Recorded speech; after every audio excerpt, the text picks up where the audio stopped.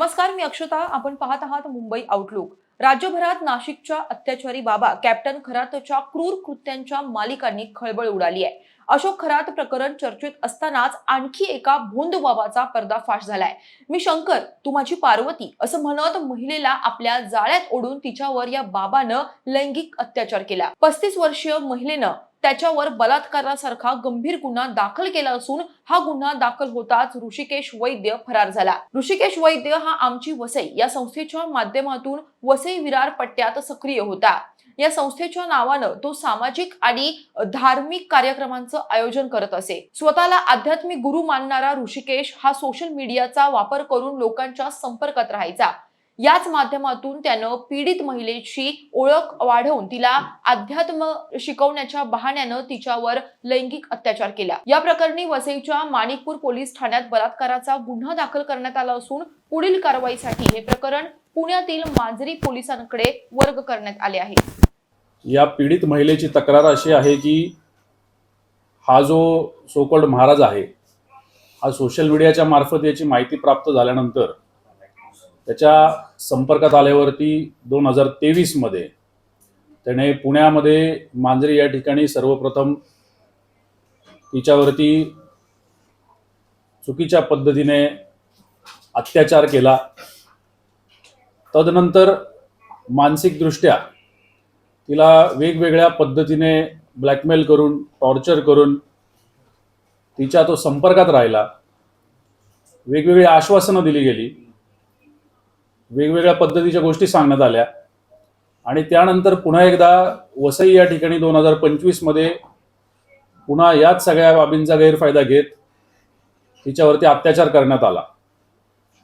या सगळ्या प्रकरणाबाबत ज्यावेळी खरोखर जाणीव झाली की अशा प्रकारच्या गोष्टी घडलेल्या आहेत त्यावेळी ही पीडित महिला ही वसईमधील पोलीस स्टेशन येथे पोहोचली आणि तिने या सगळ्या घटनेबाबत त्या ठिकाणी तक्रार नोंदवली.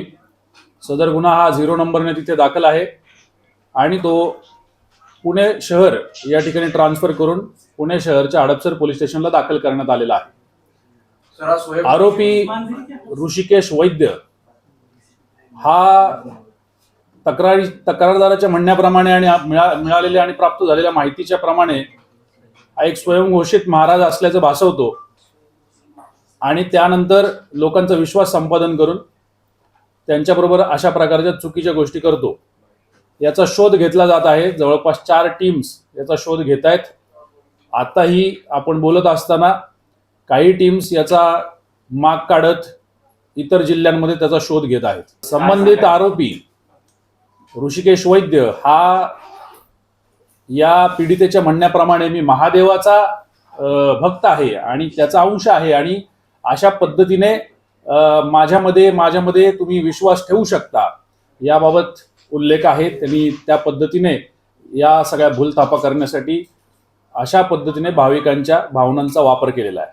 साधारणपणे 2023 पासून ही गोष्ट चालू आहे आणि 2026 मध्ये या सगळ्या गोष्टींच्या बाबतचा जो उलगडा झालाय त्यानंतर हा गुन्हा दाखल करण्यात आलेला आहे. निश्चित कायद्याच्या ज्या काही तरतुदी आहेत त्या सगळ्या तरतुदींचा वापर करून याच्यामध्ये गुन्हा दाखल होईल. किंबहुना याच्यामध्ये गुन्हा दाखल आहे त्याच्यामध्ये या तरतुदींचा सुद्धा समावेश करण्याची बाब ही करण्यात आलेली आहे. मी निश्चितच सगळ्या नागरिकांना आवाहन करेल की तुमच्या सगळ्यांची श्रद्धा आहे, भावना आहेत आणि त्याचा गैरवापर करून कोणी जर अशी भोंदूगिरी करत असेल तर तुम्ही तात्काळ पुढे यायचंय.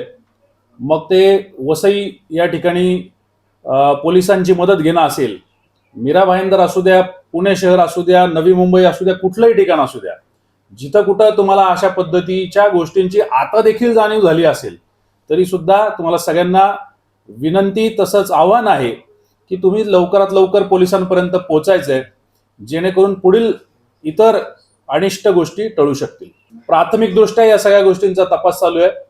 मला असं वाटतं की अधिक तपास झाल्यानंतर त्याच्यावरती भाष्य करणे योग्य राहील. त्याचा तपास चालू आहे. मी आता ते बोलणं योग्य नाही.